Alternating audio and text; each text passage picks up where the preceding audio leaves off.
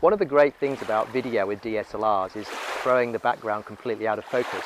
But when you've got a lot of light, and here I'm in Indonesia filming some work for a cruise ship company, I've got nowhere to go with my exposure. I've got so much light that I can't use a wide aperture without overexposing the picture. Now, I can only use a shutter speed of a 50th of a second to be correct, and my aperture in this particular case is about f/16, and as you can see, that background is just way too sharp and I'm not standing out for it properly.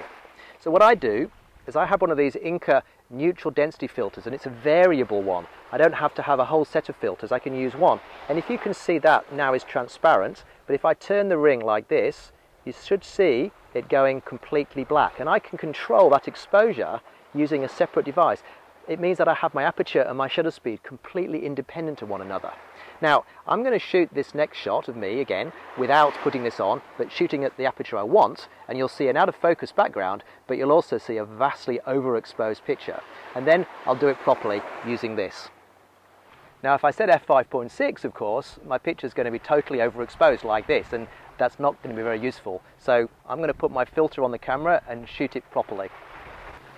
Once you put the filter on the camera, you can set the amount of light which comes into the lens, therefore you can choose your aperture very easily. And I've set the camera to f5.6 here instead of f16, and you should be able to see a really big difference in the background behind me. Those trees should be nicely out of focus, and I should be standing out more clearly from the background, which of course is a good thing.